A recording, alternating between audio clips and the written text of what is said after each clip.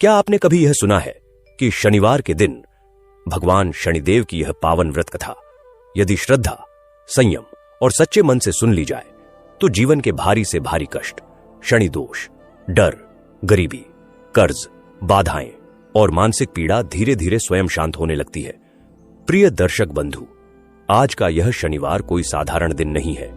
यह वह पवित्र दिवस है जब न्याय के देवता, कर्मफलदाता भगवान शनिदेव अपने भक्तों के जीवन पर विशेष दृष्टि डालते हैं और उनके कर्मों के अनुसार उन्हें भय से मुक्ति, स्थिरता और धैर्य का वरदान प्रदान करते हैं। शास्त्रों में कहा गया है कि जो भी व्यक्ति शनिवार के दिन श्रद्धा, अनुशासन और विश्वास के साथ शनिदेव की कथा सुनता है, उसके जीवन में चल रहे शनि दोष, साढ़े साती, ढैया, अनावश्यक भय, आर्थिक तंगी और बार बार आने वाली बाधाएं धीरे धीरे समाप्त होने लगती है।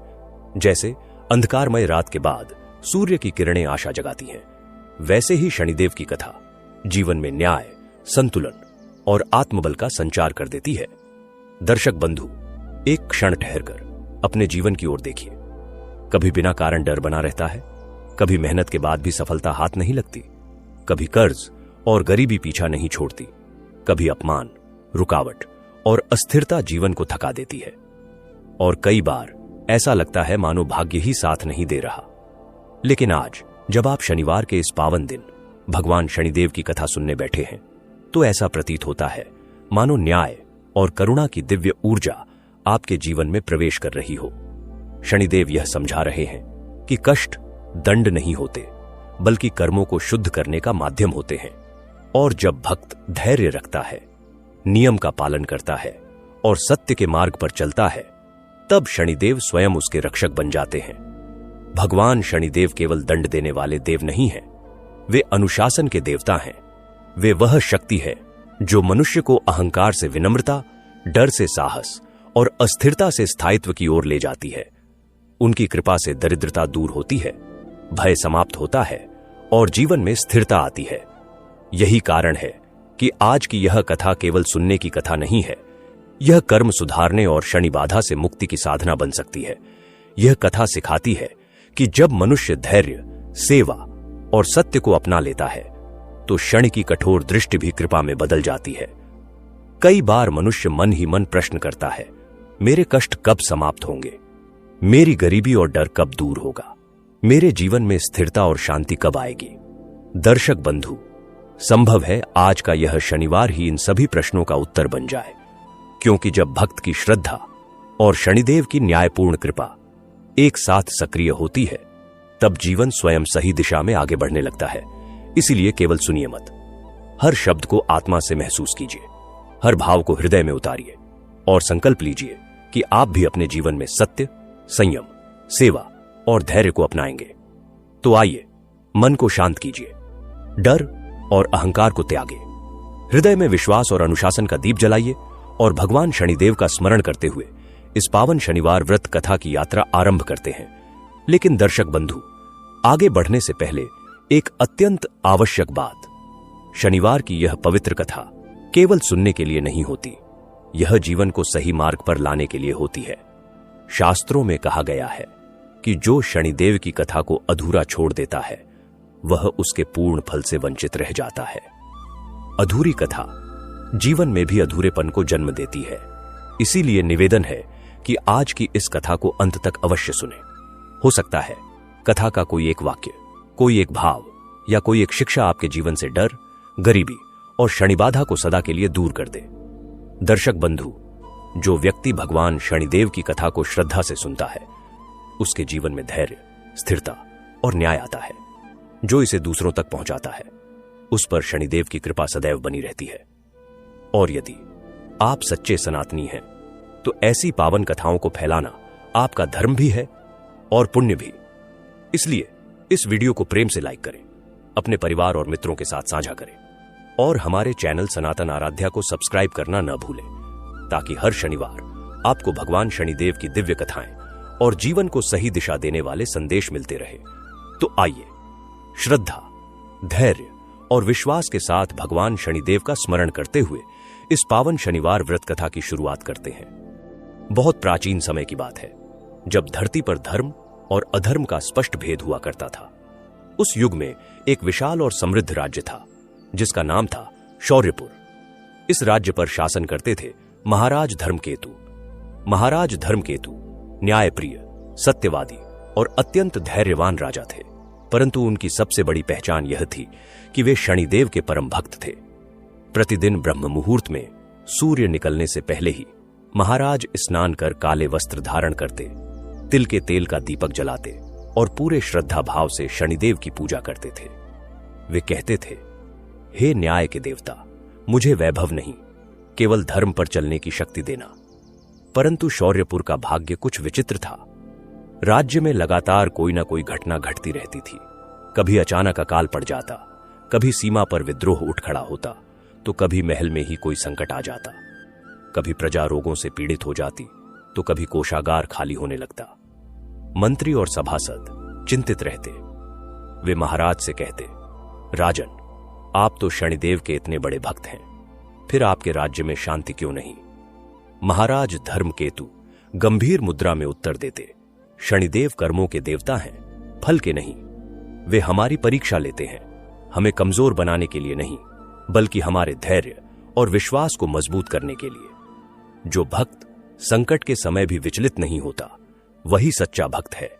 राज्य के एक छोटे से गांव में, जिसका नाम था सुखपुर, दो सगे भाई रहते थे, रामदत्त और श्यामदत्त। दोनों भाइयों में इतना प्रेम था कि लोग उन्हें एक शरीर और दो आत्मा कहा करते थे। बचपन से लेकर जवानी तक उन्होंने हर सुख दुख साथ जिया था। उनके माता पिता अब इस दुनिया में नहीं थे, लेकिन दोनों भाई माता पिता की दी हुई सीख, एकता और संस्कार को अपने जीवन में उतारे हुए थे। उनका एक छोटा सा घर, थोड़ी सी खेती और बहुत सारा आपसी प्रेम ही उनकी सबसे बड़ी पूंजी थी। समय बीता और दोनों भाइयों की शादी हो गई। बड़े भाई रामदत्त की पत्नी का नाम था कौशल्या और छोटे भाई श्यामदत्त की पत्नी का नाम था सुमित्रा। शुरुआत के कुछ दिन सब कुछ ठीक चला। चारों लोग एक साथ भोजन करते, हंसी मजाक होता और घर में रौनक बनी रहती। पर धीरे धीरे हालात बदलने लगे। दोनों पत्नियां अलग अलग घरों से आई थीं। उनकी सोच और इच्छाएं भी अलग थीं। कुछ समय बाद कौशल्या और सुमित्रा को लगा कि यदि घर बढ़ जाए तो उन्हें अपने अपने अधिकार और स्वतंत्रता मिल जाएगी। एक दिन दोनों पत्नियां एक साथ खड़ी होकर बोली, अब समय आ गया है कि घर का बंटवारा कर दिया जाए। अलग अलग रहेंगे तो झगड़े भी नहीं होंगे। उनकी बात सुनकर दोनों भाई स्तब्ध रह गए। रामदत्त ने शांत स्वर में कहा, हमने तो कभी अलग रहने का सोचा ही नहीं। यह घर सिर्फ ईंट पत्थर का नहीं, हमारे माता पिता की यादों का घर है। श्यामदत्त भी अपने बड़े भाई का साथ देते हुए बोला, भैया ठीक कह रहे हैं, हम दोनों ने बचपन से लेकर आज तक एक साथ ही सब कुछ बांटा है, भोजन भी, कपड़े भी और दुख भी, फिर अब क्यों अलग हो? लेकिन दोनों पत्नियों ने अपनी जिद नहीं छोड़ी। कौशल्या बोली, हमें अपना अलग चूल्हा चाहिए, अपनी अलग रसोई चाहिए। मैं अब और किसी के साथ रहकर काम नहीं कर सकती। सुमित्रा भी उसका साथ देती हुई बोली, हां, और खेत भी बराबर बांट दो, गाय बैल भी बांट दो, सब कुछ आधा आधा हो जाए, तभी हमारा मन लगेगा। दोनों भाइयों का दिल बहुत दुखी हुआ। उन्होंने कभी सोचा नहीं था कि उनके बीच कभी दीवार खड़ी हो सकती है, लेकिन पत्नियों का दबाव बढ़ता गया। दिन रात यही बात चलती रहती, खाने की मेज पर भी, सोते समय भी, काम करते समय भी। धीरे धीरे घर का वातावरण बिगड़ने लगा। हंसी खुशी की जगह तनाव ने ले ली। भाइयों के बीच बातचीत कम हो गई। दोनों सोच में डूब गए कि आखिर क्या करें। एक दिन रामदत्त ने श्यामदत्त से कहा, भाई, हमें किसी बुजुर्ग या ज्ञानी से सलाह लेनी चाहिए।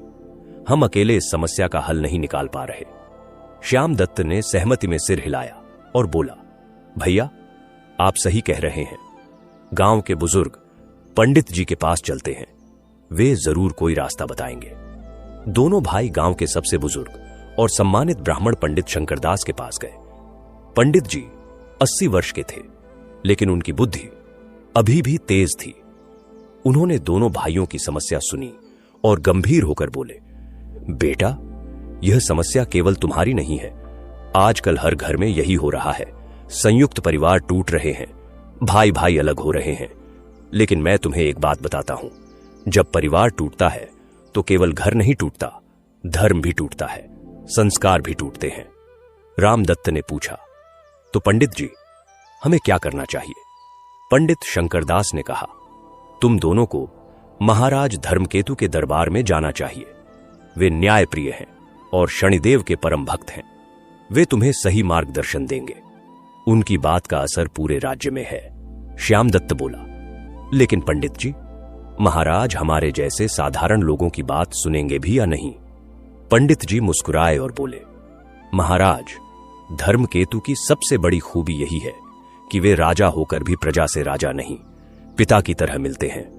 उनके दरबार में हर किसी को न्याय मिलता है, चाहे वह कितना भी छोटा क्यों ना हो। दोनों भाइयों ने पंडित जी के चरण छुए और अगले दिन राजधानी शौर्यपुर की ओर निकल पड़े। रास्ता लंबा था। उन्हें पैदल चलना पड़ा, क्योंकि उनके पास बैलगाड़ी किराए पर लेने के लिए भी पर्याप्त धन नहीं था। रास्ते में उन्होंने कई गांव देखे, कई नदियां पार की। हर जगह उन्हें लोगों की अलग अलग कहानियां सुनने को मिली। कहीं किसी का घर जल गया था, कहीं किसी की फसल बर्बाद हो गई थी। हर कोई अपनी अपनी समस्या लेकर परेशान था। 3 दिन की यात्रा के बाद दोनों भाई शौर्यपुर पहुंचे। राजधानी की भव्यता देखकर वे चकित रह गए। विशाल द्वार, ऊंची दीवारें, चौड़ी सड़कें और भव्य महल। चारों ओर चहल पहल थी। बाजारों में दुकानें सजी थीं। लोग अपने अपने काम में व्यस्त थे। रामदत्त और श्यामदत्त ने राह चलते एक बुजुर्ग व्यक्ति से पूछा, भाई साहब, महाराज के दरबार में जाने का रास्ता कौन सा है? बुजुर्ग ने मुस्कुराते हुए कहा, सीधे चलते जाओ। सामने जो विशाल द्वार दिख रहा है वही महल का मुख्य द्वार है। लेकिन ध्यान रहे, दरबार सुबह 9 बजे लगता है। अभी तो महाराज पूजा पाठ में व्यस्त होंगे। दोनों भाई एक धर्मशाला में रुके और अगली सुबह का इंतजार करने लगे। रात भर उन्हें नींद नहीं आई। मन में तरह तरह के विचार आ रहे थे। क्या महाराज सचमुच हमारी बात सुनेंगे? क्या वे हमारी समस्या का हल निकाल सकेंगे? अगली सुबह दोनों भाई स्नान करके साफ कपड़े पहनकर महल की ओर चल पड़े। महल का मुख्य द्वार खुला हुआ था। द्वार पर 2 सैनिक खड़े थे, लेकिन वे किसी को रोक नहीं रहे थे। हर कोई स्वतंत्र रूप से अंदर जा रहा था। दोनों भाई भी अंदर गए। दरबार हॉल बहुत विशाल था। संगमरमर के खंभे, सुनहरी छत और बीच में एक ऊंचा सिंहासन। सिंहासन पर महाराज धर्मकेतु विराजमान थे। उनकी उम्र लगभग 60 वर्ष की रही होगी। सफेद दाढ़ी, शांत चेहरा और आंखों में एक अजीब सी तेजस्विता। उनके दोनों ओर मंत्री और सभासद बैठे थे। दरबार में पहले से ही कई लोग अपनी अपनी समस्याएं लेकर बैठे थे। एक एक करके सभी को बुलाया जा रहा था। किसी की जमीन का झगड़ा था, किसी का पड़ोसी से विवाद था, किसी का कर्ज चुकाने की समस्या थी। महाराज सभी की बात बड़े धैर्य से सुन रहे थे और न्याय कर रहे थे। दोनों भाइयों की बारी आने में लगभग 2 घंटे लग गए। जब उनका नाम पुकारा गया तो वे दोनों आगे बढ़े और महाराज के सामने नतमस्तक हो गए। महाराज ने प्रेम से पूछा, उठो पुत्रों, तुम कहां से आए हो और तुम्हारी क्या समस्या है? रामदत्त ने कहा, महाराज, हम सुखपुर गांव से आए हैं। मैं रामदत्त हूं और यह मेरा छोटा भाई श्यामदत्त है। महाराज ने कहा, बोलो, क्या कष्ट है तुम्हें? रामदत्त ने पूरी कहानी सुनाई। उसने बताया कि कैसे वे दोनों भाई एक साथ रहते थे, कैसे उनके बीच अटूट प्रेम था और कैसे अब उनकी पत्नियां घर का बंटवारा चाहती हैं। उसने यह भी बताया कि वे दोनों बंटवारा नहीं चाहते, लेकिन घर में तनाव इतना बढ़ गया है कि रहना मुश्किल हो गया है। महाराज ने पूरी बात ध्यान से सुनी। फिर उन्होंने श्यामदत्त से पूछा, और तुम क्या कहते हो? श्यामदत्त ने भी वही बात दोहराई और कहा, महाराज, हम बंटवारा नहीं चाहते। हमें तो बस इतना चाहिए कि हमारी पत्नियां समझ जाएं कि एकता में ही शक्ति है। महाराज ने गहरी सांस ली और बोले, यह समस्या बहुत पुरानी है और बहुत गहरी भी। जब तक मनुष्य के मन में लोभ, ईर्ष्या और अहंकार रहेगा, तब तक ऐसी समस्याएं आती रहेंगी। लेकिन तुम दोनों भाइयों ने जो धैर्य दिखाया है वह सराहनीय है। महाराज ने अपने मुख्यमंत्री की ओर देखा और कहा, मंत्री जी, इन दोनों भाइयों की समस्या का हल क्या हो सकता है? मंत्री जी, जिनका नाम था विद्यासागर, बहुत बुद्धिमान और अनुभवी थे। उन्होंने कहा, महाराज, मेरे विचार से इस समस्या का हल कानून में नहीं बल्कि धर्म और संस्कार में है। यदि इन दोनों भाइयों की पत्नियों को यह समझ आ जाए कि संयुक्त परिवार में रहने से ही सच्ची खुशी मिलती है, तो समस्या अपने आप सुलझ जाएगी। महाराज ने सहमति में सिर हिलाया और बोले, तुम ठीक कह रहे हो विद्यासागर, लेकिन इन्हें यह समझाएगा कौन? मैं तो इन्हें आदेश दे सकता हूं, लेकिन आदेश से मन नहीं बदलता। तभी दरबार में बैठे एक बुजुर्ग ज्योतिषी पंडित भास्कराचार्य खड़े हुए और बोले, महाराज, यदि आज्ञा हो तो मैं कुछ कहना चाहूंगा। महाराज ने कहा, अवश्य पंडित जी, बोलिए। पंडित भास्कराचार्य ने कहा, महाराज, मैंने इन दोनों भाइयों की कुंडली नहीं देखी, लेकिन इनकी समस्या सुनकर मुझे लगता है कि इनके जीवन में शनिदेव की 7.5 या ढैया का प्रभाव है। शनिदेव कर्मों के देवता हैं और वे हमें हमारे कर्मों का फल देने में कभी देरी नहीं करते। यदि ये दोनों भाई शनिदेव की सच्चे मन से उपासना करें तो उनकी समस्या का समाधान हो सकता है। महाराज धर्मकेतु के चेहरे पर एक मुस्कान आई। वे स्वयं शनिदेव के परम भक्त थे और उन्हें शनिदेव की महिमा का पूरा ज्ञान था। उन्होंने कहा, पंडित जी ने बिल्कुल सही कहा। मैं स्वयं शनिदेव का भक्त हूं और मैंने अपने जीवन में शनिदेव की कृपा को बार बार देखा है। यद्यपि मेरे राज्य में संकट आते रहते हैं, लेकिन शनिदेव की कृपा से हर संकट टल जाता है। महाराज ने दोनों भाइयों की ओर देखा और कहा, सुनो रामदत्त और श्यामदत्त, मैं तुम्हें एक उपाय बताता हूं। तुम दोनों भाई आज से शनिदेव की उपासना शुरू करो। प्रतिदिन सुबह स्नान करके, काले वस्त्र धारण करके, तिल के तेल का दीपक जलाकर शनिदेव की पूजा करो। शनिदेव की आरती गाओ, उनकी कथा सुनो और सुनाओ। लेकिन केवल यही नहीं, तुम्हें एक विशेष कार्य भी करना होगा। रामदत्त ने पूछा, महाराज, वह विशेष कार्य क्या है? महाराज ने कहा, तुम दोनों को शनिदेव की महिमा का प्रचार करना होगा। तुम्हें अपने गांव और आसपास के गांवों में जाकर लोगों को शनिदेव की कथा सुनानी होगी। तुम्हें उन्हें यह समझाना होगा कि शनिदेव न्याय के देवता हैं, दंड के नहीं। जो व्यक्ति सच्चे मन से शनिदेव की उपासना करता है, उसके सारे कष्ट दूर हो जाते हैं। श्यामदत्त ने कहा, लेकिन महाराज, हम तो साधारण किसान हैं, हमें तो शनिदेव की कथा भी ठीक से नहीं आती, हम यह काम कैसे कर पाएंगे? महाराज मुस्कुराए और बोले, चिंता मत करो, मैं तुम्हें एक विद्वान पंडित की मदद दूंगा। पंडित भास्कराचार्य तुम्हें शनिदेव की सभी कथाएं, मंत्र और पूजा विधि सिखाएंगे। तुम उनसे सीखोगे और फिर लोगों को सिखाओगे। पंडित भास्कराचार्य ने कहा, महाराज की आज्ञा सिर आंखों पर, मैं इन दोनों भाइयों को पूरी विधि सिखा दूंगा। महाराज ने फिर कहा, और सुनो, यह काम तुम्हें 3 महीने तक लगातार करना होगा। हर शनिवार को तुम्हें विशेष पूजा करनी होगी और उस दिन व्रत भी रखना होगा। तुम गरीबों को भोजन दान करोगे, जरूरतमंदों की मदद करोगे और हमेशा सत्य बोलोगे। यदि तुमने यह सब पूरी श्रद्धा और ईमानदारी से किया तो शनिदेव तुम्हारी समस्या का समाधान अवश्य करेंगे। दोनों भाई महाराज के चरणों में झुक गए और बोले, महाराज, हम आपकी आज्ञा का पालन करेंगे। आपने हमें जो मार्ग दिखाया है, हम उस पर चलेंगे। महाराज ने आशीर्वाद दिया और कहा, जाओ पुत्रों, शनिदेव तुम्हारे साथ हैं। और हां, 3 महीने बाद तुम फिर से मेरे पास आना और मुझे बताना कि तुम्हारे जीवन में क्या बदलाव आया। दोनों भाई दरबार से निकले और पंडित भास्कराचार्य के साथ चल पड़े।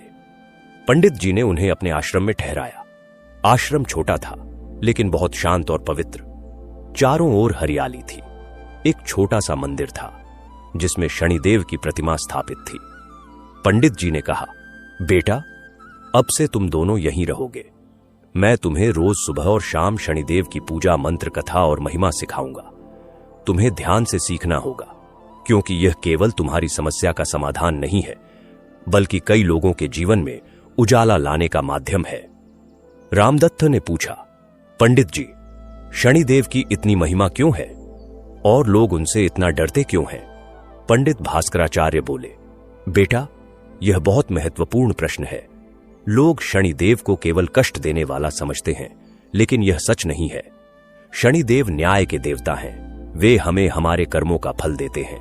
यदि हमने अच्छे कर्म किए हैं तो वे अच्छा फल देते हैं, और यदि बुरे कर्म किए हैं तो हमें उसका दंड भी मिलता है।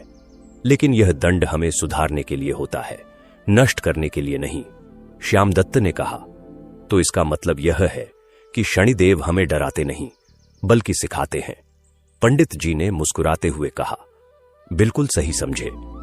शनिदेव एक शिक्षक की तरह है।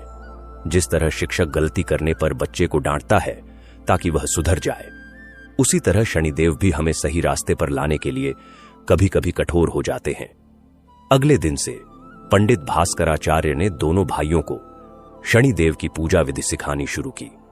सबसे पहले उन्होंने बताया कि शनिदेव की पूजा में क्या क्या सामग्री चाहिए। काले तिल, सरसों का तेल, काले वस्त्र, लोहे का दीपक, नीलम या काला पत्थर, काले उड़द की दाल और काले फूल। पंडित जी ने समझाया कि शनिदेव को काली चीजें प्रिय हैं क्योंकि काला रंग गंभीरता और न्याय का प्रतीक है। उन्होंने दोनों भाइयों को मंत्र सिखाया, युम शम शनैश्चराय नमः। यह मंत्र सरल था लेकिन बहुत शक्तिशाली। पंडित जी ने कहा कि इस मंत्र को 108 बार जपना चाहिए। रामदत्त और श्यामदत्त रोज सुबह 4 बजे उठते, स्नान करते और पंडित जी के साथ मंदिर में जाकर पूजा करते। पहले दिन तो उन्हें सब कुछ अजीब लगा। वे पहली बार इतनी विधिपूर्वक पूजा कर रहे थे, लेकिन धीरे धीरे उन्हें आदत होने लगी। पंडित जी ने उन्हें शनि चालीसा भी सिखाई। चालीसा में शनिदेव की महिमा का वर्णन था। हर पंक्ति में शनिदेव के गुणों और शक्तियों का बखान था। जय जय श्री शनिदेव प्रभु, सुनहु विनय महाराज, करहु कृपा हे रवितनय, राखु जन की लाज। दोनों भाई रोज इस चालीसा को गाते और उसके अर्थ को समझने की कोशिश करते। पंडित जी ने उन्हें शनिदेव की कई कथाएं भी सुनाई। एक कथा राजा हरिश्चंद्र की थी, जिन्होंने शनिदेव की परीक्षा में सत्य का साथ नहीं छोड़ा और अंत में उन्हें अपना राज्य और सम्मान वापस मिला। दूसरी कथा रावण की थी, जिसने शनिदेव को बंदी बनाया था, लेकिन अंत में उसे भी शनिदेव का प्रकोप झेलना पड़ा। तीसरी कथा एक गरीब ब्राह्मण की थी, जिसने शनिदेव की सच्चे मन से सेवा की और उसकी सारी गरीबी दूर हो गई। रामदत्त ने एक दिन पंडित जी से पूछा, पंडित जी, ये कथाएं तो बहुत अच्छी है, लेकिन क्या सचमुच शनिदेव इतने शक्तिशाली हैं कि वे किसी के जीवन को पूरी तरह बदल सकते हैं? पंडित भास्कराचार्य ने गंभीर स्वर में कहा, बेटा, शनिदेव केवल शक्तिशाली ही नहीं बल्कि सबसे न्यायप्रिय देवता हैं। वे किसी के साथ पक्षपात नहीं करते, चाहे वह राजा हो या रंग, ब्राह्मण हो या शूद्र, सबको उनके कर्मों का फल मिलता है। और हां, वे किसी के जीवन को पूरी तरह बदल सकते हैं, लेकिन तभी जब वह व्यक्ति सच्चे मन से उनकी शरण में आए। श्यामदत्त ने कहा, लेकिन पंडित जी, हमने तो कोई बहुत बड़ा पाप नहीं किया, फिर हमारे घर में यह समस्या क्यों आई? पंडित जी ने समझाया, बेटा, जरूरी नहीं कि हर समस्या किसी पाप की वजह से हो। कभी कभी समस्याएं हमें सिखाने के लिए आती है। तुम्हारे घर में जो तनाव है वह शायद इसलिए है ताकि तुम धर्म और भक्ति की ओर मुड़ो। शनिदेव अक्सर इसी तरह काम करते हैं। वे पहले परीक्षा लेते हैं और फिर आशीर्वाद देते हैं। एक सप्ताह बीत गया। दोनों भाई पूरी लगन से सीख रहे थे। पंडित जी ने अब उन्हें कथा कहने की कला सिखानी शुरू की। उन्होंने बताया कि कथा कहते समय आवाज में भावना होनी चाहिए, शब्द स्पष्ट होने चाहिए और श्रोताओं से आंख मिलाकर बात करनी चाहिए, तभी कथा का असर होता है। रामदत्त और श्यामदत्त ने एक दूसरे को कथा सुनाने का अभ्यास करना शुरू किया। पहले तो वे हकलाते थे, भूल जाते थे, लेकिन धीरे धीरे उनमें सुधार आने लगा। 2 सप्ताह बीतने के बाद पंडित जी ने कहा, अब तुम तैयार हो, अब तुम्हें वास्तविक काम शुरू करना होगा। कल शनिवार है, तुम दोनों गांव के चौपाल पर जाओगे और वहां लोगों को शनिदेव की कथा सुनाओगे। दोनों भाई घबरा गए। श्यामदत्त बोला, पंडित जी, हम अभी तैयार नहीं हैं, लोग हमारी हंसी उड़ाएंगे। पंडित जी ने प्यार से समझाया, बेटा, जब तक तुम डर से बाहर नहीं निकलोगे तब तक तुम कुछ नहीं सीख सकते। और याद रखो, तुम अपने लिए नहीं, शनिदेव की महिमा के लिए यह काम कर रहे हो। जब तुम्हारा इरादा साफ होगा तो शनिदेव खुद तुम्हारी मदद करेंगे।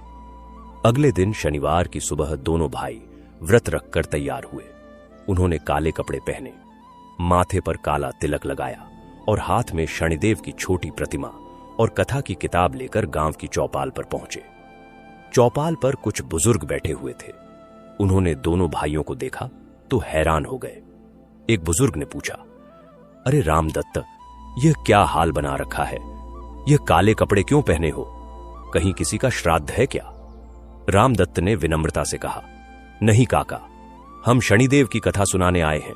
आप सब बैठिए, हम आपको एक कथा सुनाते हैं। लोग उत्सुक हो गए। कुछ और लोग भी इकट्ठे हो गए। दोनों भाइयों ने शनिदेव की प्रतिमा को बीच में रखा, दीपक जलाया और कथा शुरू की। रामदत्त ने पहली कथा राजा विक्रमादित्य की सुनाई।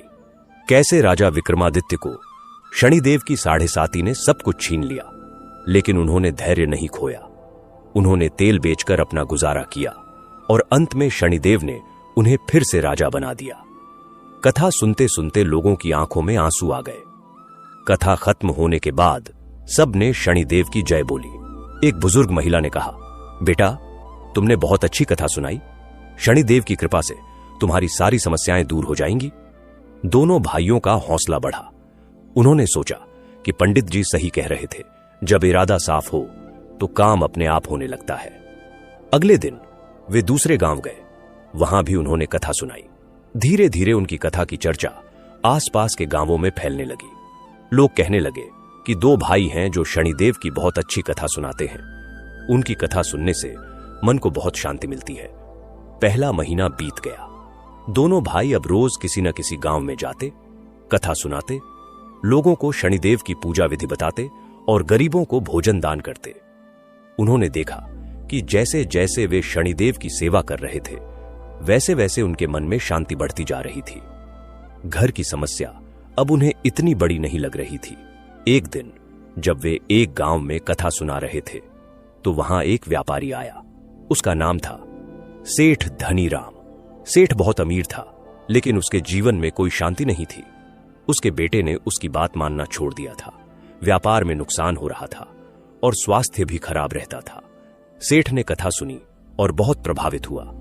कथा के बाद वह दोनों भाइयों के पास आया और बोला, भाइयों, मैंने तुम्हारी कथा सुनी।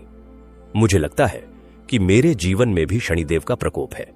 क्या तुम मुझे भी शनिदेव की पूजा की विधि बता सकते हो? रामदत्त ने कहा, सेठ जी, शनिदेव किसी पर प्रकोप नहीं करते। वे तो केवल न्याय करते हैं। आप चिंता मत कीजिए, हम आपको पूरी विधि बता देंगे।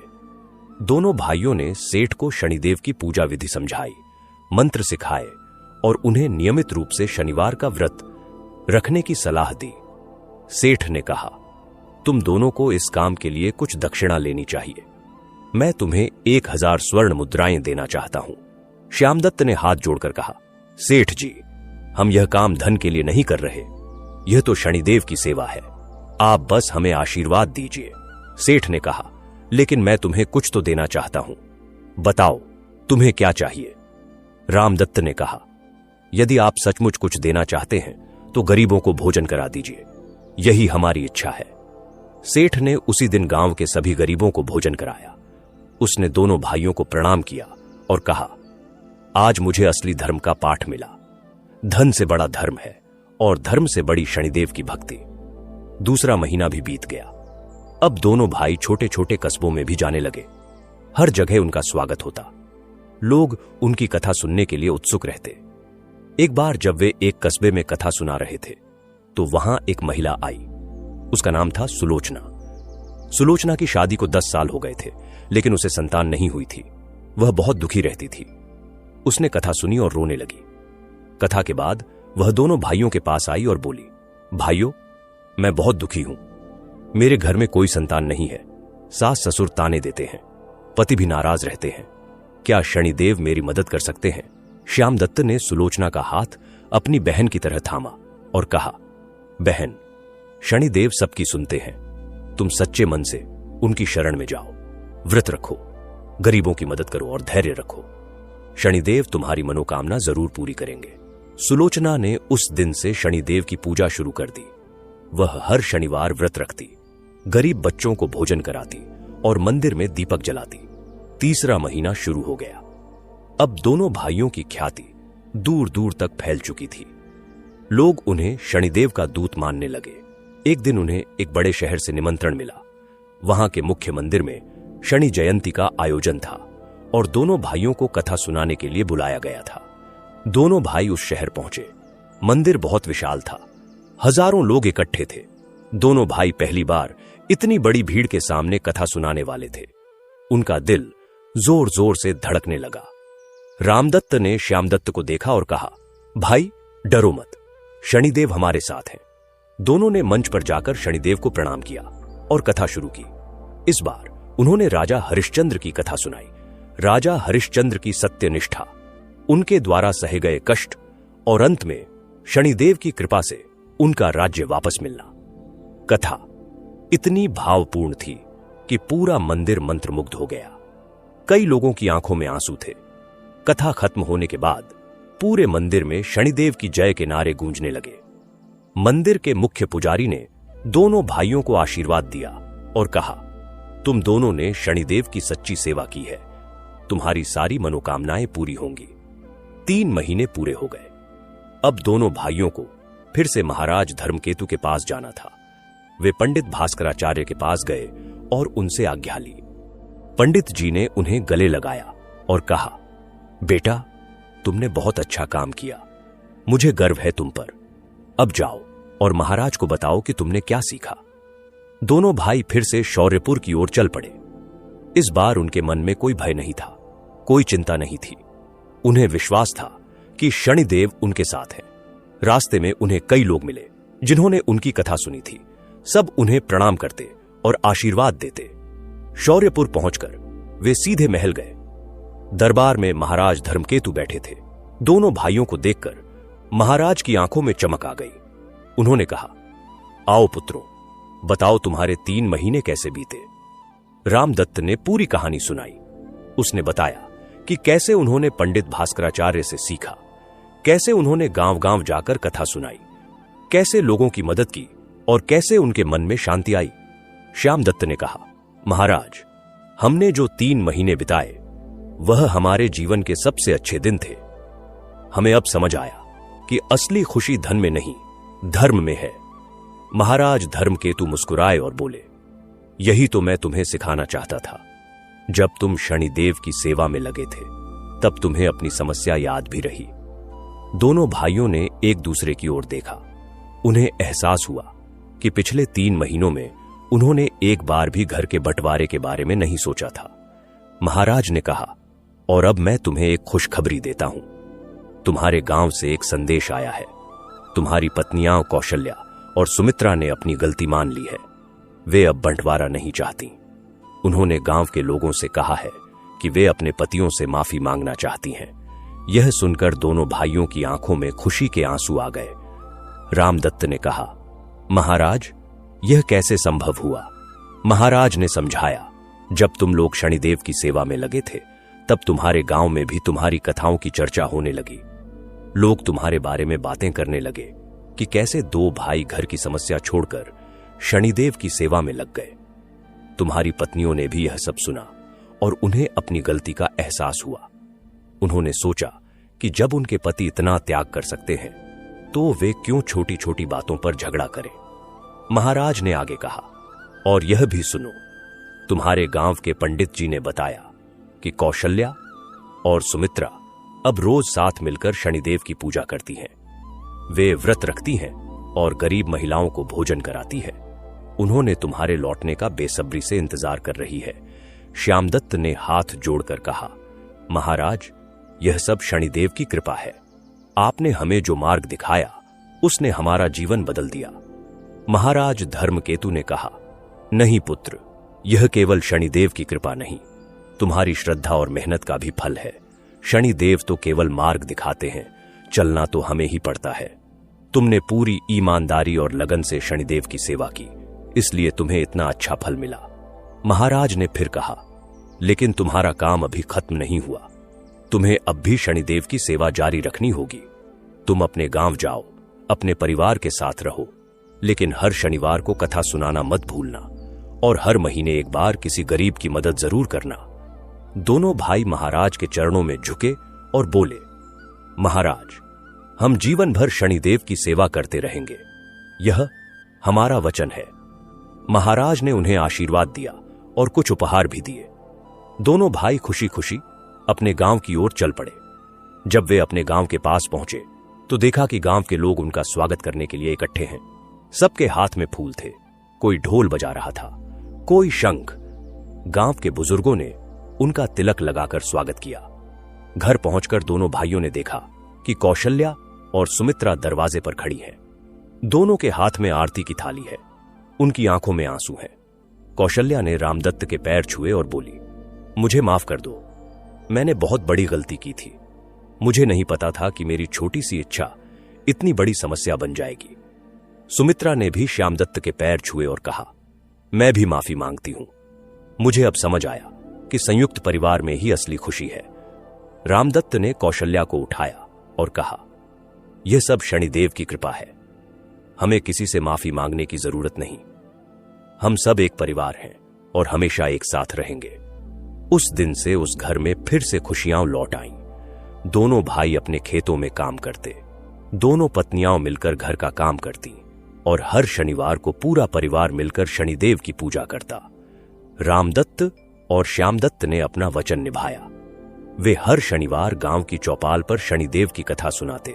धीरे धीरे उनकी कथाओं की ख्याति पूरे राज्य में फैल गई। लोग दूर दूर से आकर उनकी कथा सुनते। कई लोगों के जीवन में बदलाव आया। किसी की बीमारी ठीक हो गई, किसी का व्यापार बढ़ गया, किसी को नौकरी मिल गई। सब शनिदेव की कृपा मानते थे। एक दिन की बात है, गांव में एक नया परिवार आकर बसा। उस परिवार का मुखिया था मोहनदास। मोहनदास एक व्यापारी था जो दूसरे राज्य से व्यापार के सिलसिले में शौर्यपुर आया था और सुखपुर गांव में उसने घर खरीद लिया था।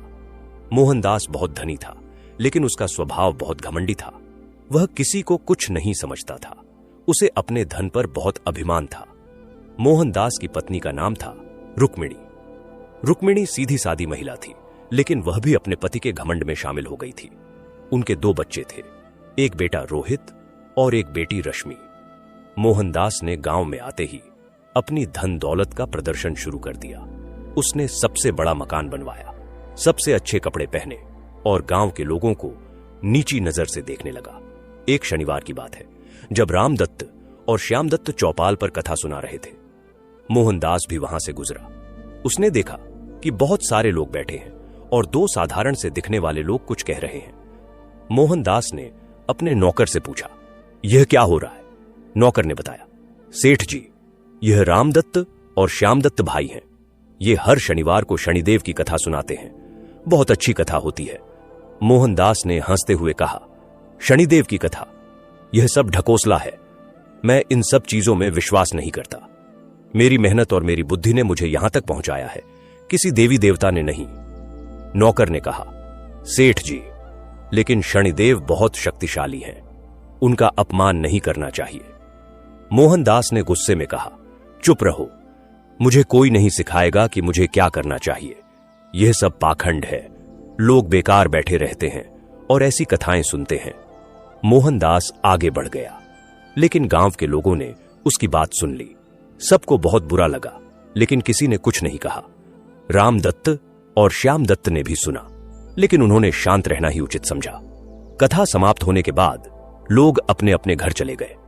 रामदत्त ने श्यामदत्त से कहा, भाई, यह मोहनदास बहुत घमंडी है। घमंड का अंत बुरा होता है। श्यामदत्त ने कहा, हां भैया, लेकिन हम क्या कर सकते हैं? शनिदेव खुद न्याय करेंगे। हमें तो बस अपना काम करते रहना चाहिए। दिन बीतते गए। मोहनदास का घमंड और भी बढ़ता गया। उसने गांव के कई गरीब किसानों से कम दाम में जमीन खरीद ली। उसने कई लोगों को कर्ज दिया और फिर ऊंची ब्याज दर से उनसे वसूली की। वह मंदिर में भी नहीं जाता था। वह कहता था कि मंदिर जाना समय की बर्बादी है। एक दिन गांव के पुराने पंडित जी ने मोहनदास को रोका और कहा, बेटा, तुम्हें इतना घमंड नहीं करना चाहिए। धन तो आता जाता रहता है। तुम्हें भगवान का आभार मानना चाहिए। मोहनदास ने उनकी बात का बुरा माना और कहा, पंडित जी, आप अपना काम कीजिए। मुझे उपदेश देने की जरूरत नहीं है। मैं खुद अपनी किस्मत का मालिक हूं।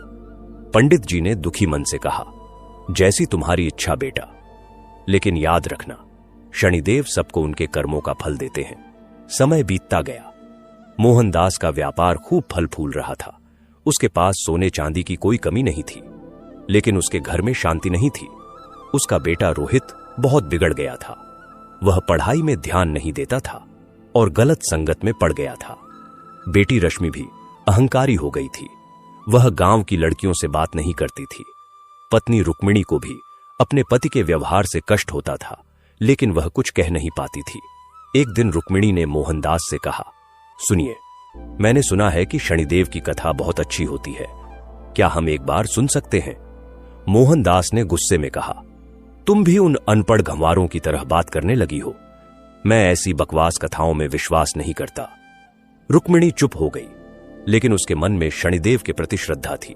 वह छुपकर शनिवार को व्रत रखने लगी और मन ही मन शनिदेव से प्रार्थना करती कि उसके पति का घमंड टूटे और उसके परिवार में शांति आए। एक दिन की बात है, आकाश में बादल घिर आए। मौसम अचानक बदल गया। तेज आंधी चली और उसके साथ ओले भी गिरने लगे। यह मौसम बिल्कुल अप्रत्याशित था। किसी को इसकी उम्मीद नहीं थी। आंधी इतनी तेज थी कि पेड़ उखड़ने लगे, घरों की छतें उड़ने लगीं। गांव के लोग घरों में छिप गए, लेकिन मोहनदास का जो बड़ा गोदाम था, जिसमें उसका सारा माल रखा था, उसकी छत उड़ गई। बारिश की वजह से सारा माल भीग गया और बर्बाद हो गया। यह माल बहुत कीमती था, लाखों की क्षति हो गई। मोहनदास को जब यह पता चला तो वह दौड़ता हुआ गोदाम पहुंचा। उसने देखा कि उसकी सारी मेहनत की कमाई पानी में बह गई है। वह बहुत दुखी हुआ, लेकिन फिर भी उसने अपने घमंड को नहीं छोड़ा। उसने कहा, यह तो प्रकृति की मार है, इसमें किसी देवी देवता का कोई हाथ नहीं। मैं फिर से सब कुछ बना लूंगा। लेकिन मुसीबतें यहीं नहीं रुकी। कुछ दिनों बाद उसका बेटा रोहित गलत संगत में पड़कर जुए में फंस गया। उसने घर से चोरी करके बहुत सारा धन गंवा दिया। जब मोहनदास को पता चला तो उसे बहुत गुस्सा आया। उसने रोहित को बहुत डांटा और मारा भी, लेकिन रोहित ने घर छोड़ दिया। वह कहीं चला गया और कई दिनों तक घर नहीं लौटा। रुक्मिणी बहुत रोई। उसने मोहनदास से कहा, देखो, हमारे घर में क्या हो रहा है। हमारे पास धन है, लेकिन शांति नहीं। हमारा बेटा घर छोड़कर चला गया। कृपया अब तो शनिदेव की शरण में चलो। मोहनदास ने फिर भी अपनी जिद नहीं छोड़ी। उसने कहा, यह सब संयोग है, सब ठीक हो जाएगा। लेकिन सब ठीक नहीं हुआ। उसके व्यापार में और भी नुकसान होने लगे। जिन लोगों को उसने कर्ज दिया था, वे पैसे वापस नहीं कर रहे थे। उसकी बेटी रश्मि अचानक बीमार पड़ गई। डॉक्टरों ने बहुत इलाज किया, लेकिन कोई फायदा नहीं हुआ। मोहनदास का सारा धन इलाज में खर्च होने लगा।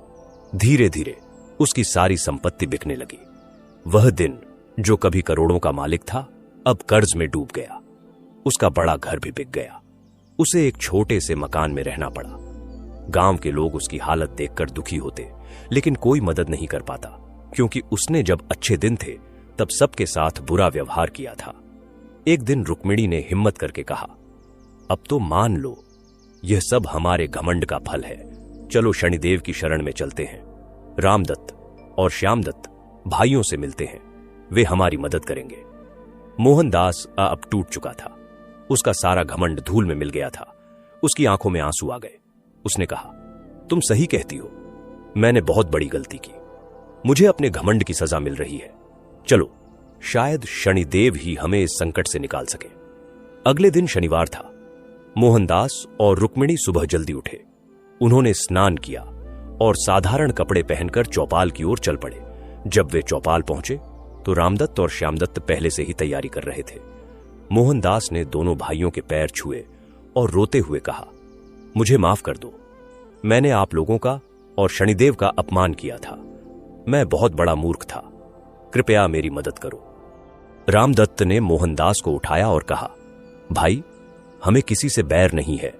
शनिदेव सबके लिए है। आप चिंता मत करो। आप बैठिए और कथा सुनिए। श्यामदत्त ने रुक्मिणी को भी सांत्वना दी। उस दिन की कथा राजा विक्रमादित्य की थी। कैसे राजा विक्रमादित्य को शनिदेव की 7.5 में सब कुछ छीन गया, कैसे वे तेल बेचने लगे और कैसे अंत में शनिदेव की कृपा से उन्हें फिर से सब कुछ मिल गया।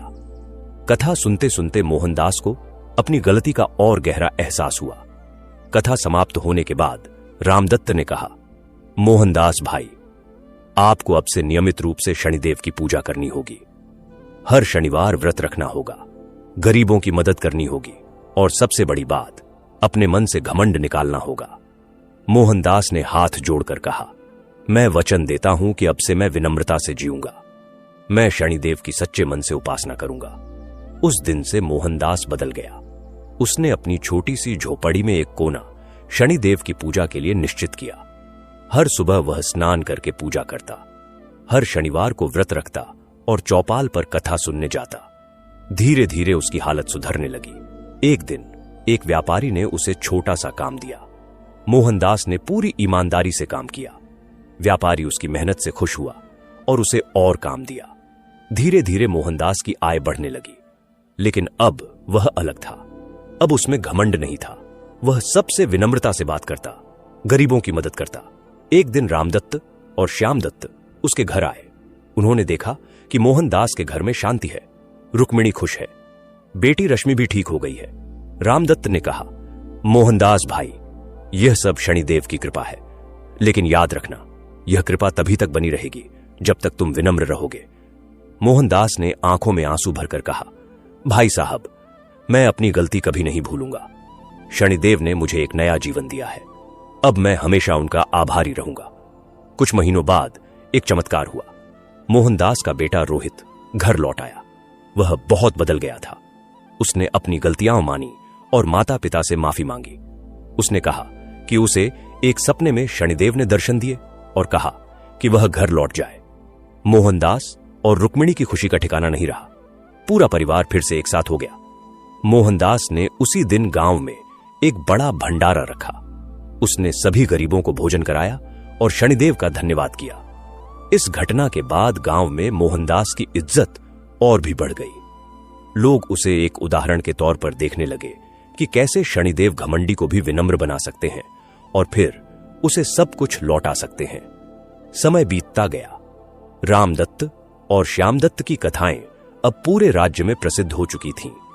महाराज धर्मकेतु को भी इसकी खबर मिली।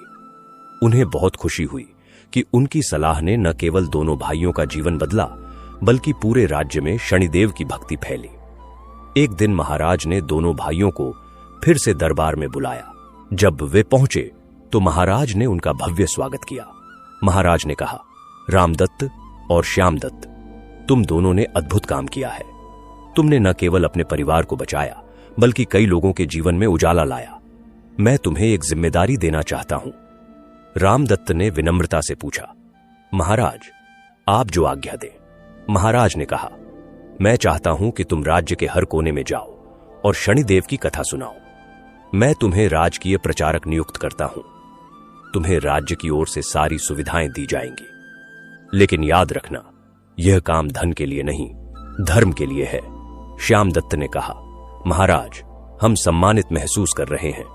हम आपकी आज्ञा का पालन करेंगे। महाराज ने उन्हें एक बैलगाड़ी, कुछ सहायक और यात्रा के लिए आवश्यक सामान दिया। दोनों भाई अपने परिवार से आज्ञा लेकर राज्य भर में यात्रा पर निकल पड़े। वे गांव गांव, कस्बे कस्बे जाते और शनिदेव की कथा सुनाते। हर जगह लोग उनका स्वागत करते। कई लोगों के जीवन में सकारात्मक बदलाव आए। एक बार वे एक दूर दराज के गांव में पहुंचे। उस गांव का नाम था कालीपुर। कालीपुर बहुत गरीब गांव था। वहां के लोग बहुत परेशान रहते थे। फसल अच्छी नहीं होती थी, बीमारियां फैलती रहती थीं और आपसी झगड़े भी होते रहते थे। दोनों भाई वहां पहुंचे और गांव के मुखिया से मिले। मुखिया का नाम था गणपत राव। गणपत राव ने उनका स्वागत किया, लेकिन उसके चेहरे पर उदासी थी। रामदत्त ने पूछा, गणपत राव जी, आप चिंतित लग रहे हैं, क्या समस्या है? गणपत राव ने गहरी सांस ली और कहा, भाई साहब, हमारे गांव पर शनिदेव का प्रकोप है। पिछले कई सालों से हमारा कुछ भी अच्छा नहीं हो रहा। हमने हर तरह के उपाय किए, लेकिन कोई फायदा नहीं।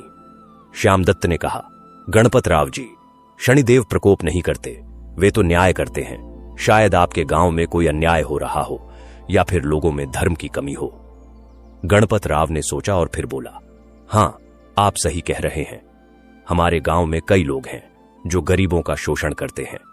कुछ लोग झूठ बोलते हैं, कुछ लोग चोरी करते हैं, और सबसे बड़ी बात, हमारे गांव में कोई मंदिर नहीं है। रामदत्त ने कहा, तो फिर यही समस्या की जड़ है। जब लोगों में धर्म नहीं होगा तो शांति कैसे होगी? हम आज शाम को एक कथा का आयोजन करते हैं। आप सभी गांव वालों को बुला लीजिए। उस शाम पूरे गांव के लोग इकट्ठे हुए। दोनों भाइयों ने शनिदेव की मूर्ति स्थापित की, दीपक जलाए और कथा शुरू की। उन्होंने कथा सुनाई कि कैसे एक गांव में अन्याय और अधर्म के कारण शनिदेव नाराज हो गए थे। वहां के लोगों ने